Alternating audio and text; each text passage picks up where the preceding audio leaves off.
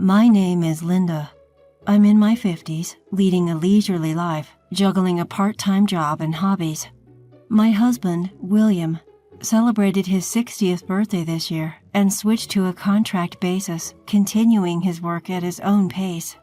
We have a 32-year-old son, Jack. Though his adolescence was a bit challenging, he now exhibits a sense of calm that's hard to believe. He's settled into his dream job and seems to be enjoying his single life living alone. And we have one more member of our family, my mother-in-law, Sue. Sue, who turned 90 this year, is spending her day in the sun, petting a cat on the porch. She's the very picture of a charming country granny.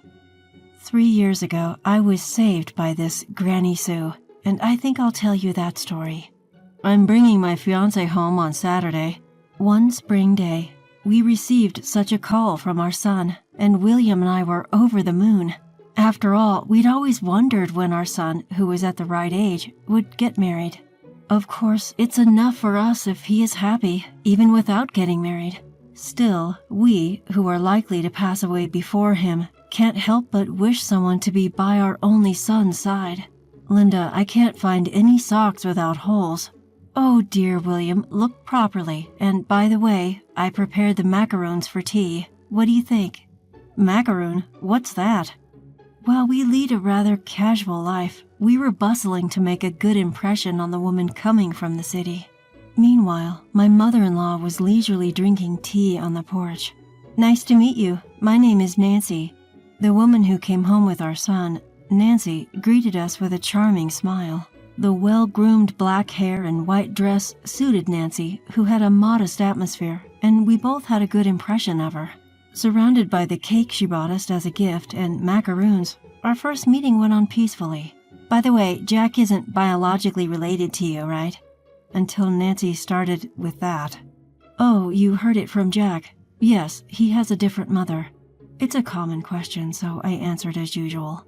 His mother passed away when he was 3. I married Linda when Jack was 8. My husband William naturally explained. I'm his second wife. To our son Jack, I'm his stepmother. Oh, Jack, it must have been hard for you suddenly having a new mom. Nancy sympathized with Jack, a look of concern on her face. At her response, I found myself slightly taken aback, but Jack swiftly countered. No, it was more like my request. I told Dad, I want Linda to be my mom, so please marry her. That's right. Linda was always very good to Jack, and Jack opened up to her. That's why I decided to marry her. You're exaggerating. Originally, William and I had a boss-subordinate relationship at work. Since we lived close by, we naturally became close, often commuting together. I had many opportunities to meet young Jack. Being the eldest of 4 siblings, I loved playing with younger kids and had become close with Jack even before I did with William. Jack took a liking to me, and that's why I decided to marry William. That's true. Is that so? Nancy responded, sounding rather nonchalant despite bringing up the topic herself. She seemed to have her own pace. Where's Grandma? Jack, having finished his snacks, looked around. She's out on the porch. Just as usual. Grandma? Nancy inquired, tilting her head in curiosity. My grandma also lives here. She's a bit senile and is always basking in the sun. Oh. Say hello to her before you leave. Now, when are you planning to have the wedding? Nancy's eyes lit up as she replied. June 1st. Oh, it's coming soon. When did you two start dating? I added. Since last Christmas. Last Christmas? I found myself echoing her answer. Wait, so you haven't even been together for half a year? Is that a problem? Her previously twinkling eyes suddenly dimmed, which made me anxious. No, it's not like that. I think it's pretty quick. Any reason? William chimed in, covering up my panic. She wanted to have a wedding while she's still in her 20s. Oh, I see. I can understand that feeling. That's right.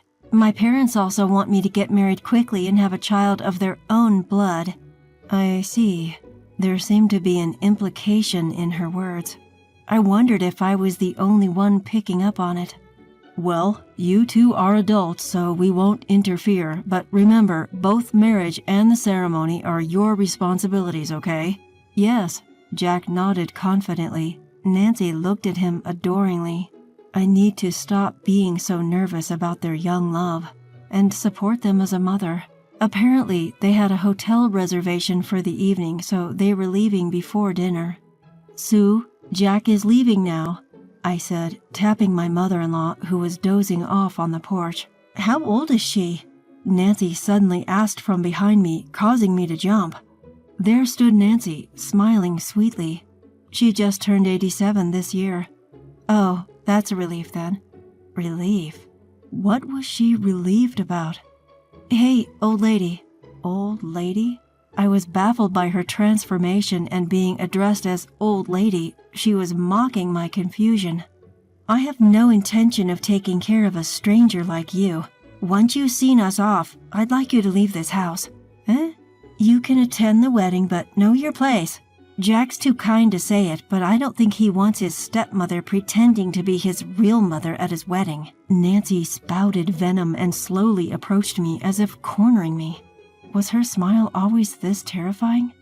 Despite her eyes not smiling, her mouth curled unnaturally. Nancy, let's go. Jack's voice called from the entrance, and Nancy's face instantly brightened. Okay. Remember, old lady, I won't pamper you once I become Jack's wife, so be prepared. After whispering in my ear with a low voice, Nancy walked away with a spring in her step as if she was about to skip. Left behind, cold sweat trickled down my cheeks. I realized that Nancy had never once called me Linda, but kept addressing me as old lady, just like I'm a stranger. I couldn't sleep that night. My mind was in a whirl. The next morning, William noticed my pallid complexion. What's wrong? You look down. Do I? Feeling lonely because Jack is getting married? Yes, I am. He's the son I cherished and raised. I'm sure Jack will often come home with grandchildren. His bride seems to be a good girl, William assured. Yes, she does. Indeed, Nancy had not been harsh towards anyone but me, Jack's stepmother. I never expected her to take care of me, and I'm fine with Jack inheriting everything, but we never discussed this with Jack. I thought I'd established a relationship with him no different from any other parent and child. But what if Nancy was right, and Jack was considering my future a burden? If I just leave this house, could Jack build a beautiful family with her? In the evening, I head out to the porch to bring in the laundry. My mother-in-law, Sue, is sitting there with a cat in her lap, gazing out at the garden. Next to her, there are a variety of store-bought cookies and candy lined up. Oh my, looks like you've got some more offerings here. The neighborhood kids brought them over. I bet they used their pocket money to thank you, Sue. You see, around these parts, Granny Sue is something of a local celebrity. Sue's regular spot on the porch overlooks a road across the garden, so it's easy to strike up a conversation with passers-by. This is a small town, and folks from the neighborhood sometimes pop in for a chat. Somehow it started that when people talked to Sue, their problems were solved. People say that if you consult with Granny Sue, she'll give you advice as if she's seen it all herself. Rumors like that spread, and before we knew it, there was this urban legend going around that Granny Sue has clairvoyant powers. I really don't know how many people's troubles Sue has helped resolve. On the flip side, she's getting a bit senile, and there are times when a conversation doesn't really pan out.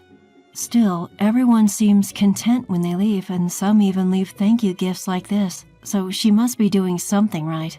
It's a bit of a security concern, but it stimulates Sue, and either my husband or I am always home, so we let it slide. It's kind of fun to have an urban legend in the house. Linda? Yes. You don't need to worry about anything. That girl and Jack won't be getting married. What? Without me saying a word, Sue hits the nail on the head of my worry. It's quite a surprise. How do you know they won't get married? Just look at her face. It tells me everything. Her face? Indeed, the face she showed while cornering me was straight out of a horror movie. If I were a man, I wouldn't want to marry her. But I wonder if there's any chance for Jack to see that face before their wedding. Also, your daily deeds will prove themselves. Mine? What do you think I should do, Sue? Well, Linda, oh, look at these cookies. They look yummy. Who gave you these? Oh, Sue. At critical moments, she'd retreat back into her dream world. Yet her words still lightened my heart. Sue isn't some supernatural oracle. My father-in-law used to run a business, but he was too trusting and got conned often. So she ended up handling all of the social affairs instead of my father-in-law. I think she honed her discernment of people during that time, and it's still with her. That's probably why she's always drawing people in and why I trust her so much. Sue's words made up my mind. I won't intervene. I won't meddle in my son's marriage. That's the right thing to do. I've loved my son Jack with all my heart. I'll just support whatever he decides. If he ever comes asking for help, then I'll do everything I can to protect him. Even when I'm anxious and doing nothing feels tough. Still, I decided to trust my non-blood related family and carry on with my daily life as usual. I'm sorry, I think the marriage is off. In the middle of May, Jack, who had suddenly come home, shared this with a somber face. He seemed to have lost some weight since we last met in the spring. Sue's prophecy had quickly come true. While I was surprised, it also felt inevitable. What happened? You both seemed so happy. She had a debt, nearly $50,000. 50? How does someone so young get into so much debt? She was spending it on designer bags and her favorite international artists. She often said she was going abroad for concerts or to buy designer items, but I never thought she was going into debt for it. That's intense. Did Nancy tell you about the debt? No. When we sent out wedding invitations to her friends and relatives, they all declined. Nancy blew up. Her reaction was so strange, so I discreetly asked her friends. They told me she hasn't paid me back the money I lent her, or she stole my belongings and boyfriend. Oh my. When I confronted her, she got defensive and said it's low to snoop around other people's business. We couldn't talk it out, so I called her parents. They said, "You're going to be a couple, don't dwell on the past. A real man would pay off her debt." What? And then she casually mentions her parents are in debt. Apparently, they used to be rich but seem to have failed in their business. However, they couldn't lower their standard of living and have been living by repaying debt with debt. And she's saying things like, it'll all be fine if we support each other. Jack, she's clearly planning to leech off of you. Right? That's why I've decided to call off the engagement. I was a fool not to realize she was such an insincere woman. It seems like she was rushing the marriage to keep me from escaping. Jack, I expect a dispute over the cancellation fee for the venue and our broken engagement, but I'll fight it myself, considering it as a learning experience. I only want to let my parents know that the wedding is off. I'm sorry. I know you were looking forward to it. A powerless laugh escapes Jack, a sight that wrenches my heart. Then my husband William, who had been quietly listening to our son's story, finally speaks. Never mind us. Your happiness is what matters most. If you're in trouble, come to us any time. Isn't that right, Linda? William is asking for my agreement, so I respond with a smile. Of course, you're our precious son. Mom. It seems Jack has been keeping up a strong front all along. Tears well up in his eyes, a sign of relief. Blood relations don't matter. I decide anew that I will always stand by my son's side. A few days later, when William was away on business, Nancy, with a devilish expression, came storming into our home. It's impressive that she made it all the way to our countryside home by herself. Nancy, as if all her pristine image was a lie, glares at me with eyes filled with hatred. I flinch slightly at her openly hostile demeanor, but rally myself thinking of Jack. Linda, you must have manipulated Jack. I haven't said a word. You liar! The gentle Jack I know wouldn't call off our marriage. It seems you've done enough to merit it, haven't you? All I wanted was to make Jack happy. Plus, only I, a princess, can free the prince from the witch's curse. Despite telling him countless times, he can't seem to wake up from the witch's brainwash. Prince, huh? And witch? Well, I don't mind if she's referring to Jack as a prince, but a witch? Who's she talking about? It seems in her head, stepmothers are always the witches leading princes astray. And referring to herself as a princess, isn't she embarrassed? Even so, I came to understand that she was speaking ill of me even to my son, just because we don't share the same blood. When Jack came to talk about the breakup, he didn't mention that. He was probably being considerate of me. A princess who scams her friends out of their boyfriends and money? That's laughable. Shut up, shut up, shut up. Jack is, well, he's my ideal prince. He's handsome, tall, kind, smart, and works for a good company. He was supposed to become my hero, protecting me from unpleasant people who blame me. Only a princess like me suits Jack. Just as I found it difficult to argue while she was praising my son, a stern voice thundered from behind. That's enough. Sue, my mother-in-law, who was supposed to be on the porch, was now standing in front of Nancy. What? Why are you here? Don't disturb me. Nancy, who did not expect my mother-in-law to intervene, also looked puzzled. There was something strange about my mother-in-law today. Should I call it divine? Her eyes were more wide open than usual, and she had an unusually powerful presence. Slowly, my mother-in-law held up a hand mirror, which she had somehow gotten hold of, to Nancy. Do you see a princess when you look at this face? Seeing her own face, Nancy became disconcerted. Perhaps she couldn't do her usual convenient mental gymnastics in front of the sudden mirror. There must have been a terribly distorted face reflected in it. To me, it looks like an evil witch. You are so sinful. You wouldn't find happiness even if you married Jack. It's a pity. Oh, what a pity. It was not anger but pity in her eyes as she stared at Nancy. Her pure sympathy must have been too much for the prideful girl to bear. Ah! She ran off from the front door, her hair flailing, crying and wailing. I also felt my strength drain away, and I involuntarily crouched down. Oh, that was scary. Sue, thank you. Saying that and looking up, I saw my mother-in-law smiling down at me. You have a good face, you know. Her crinkled warm hand enveloped my cold one. The wrinkles around your eyes, on your hands, they're proof of the smiles and effort you've put into this house, Linda. Oh, Sue.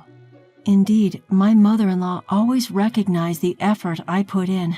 When I decided to marry my husband, there was quite a lot of opposition from my husband's family due to our age difference and the fact that I was to become a stepmother.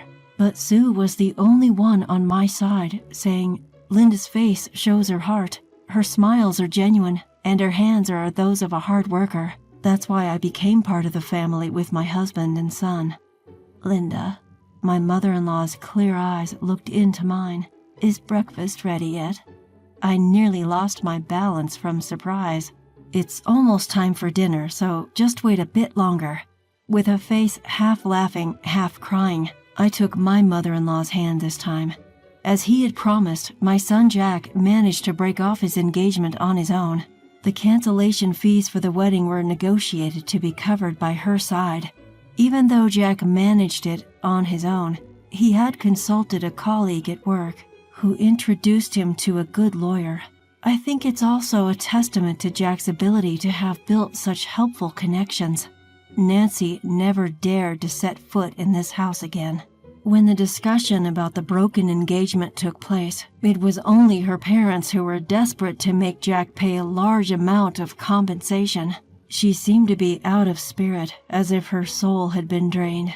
I guess my mother-in-law's words and the sight of her own horrific reflection must have come as a shock.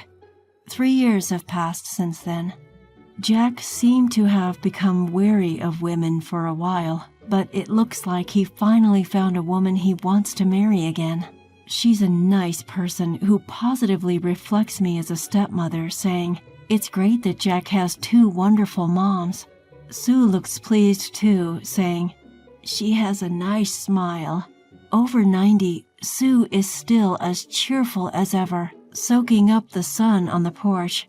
Her hearing has gotten worse and she doesn't seem to catch much of what people say. But still, people continue to come to visit Granny Sue and talk to her. She doesn't seem to give advice anymore, but it doesn't seem to matter. Everyone leaves with a smile on their face. Sue is like a sunny spot. She has a mysterious power to brightly and correctly illuminate everyone. My son's wedding is just around the corner, so please stay healthy for a little longer, Sue.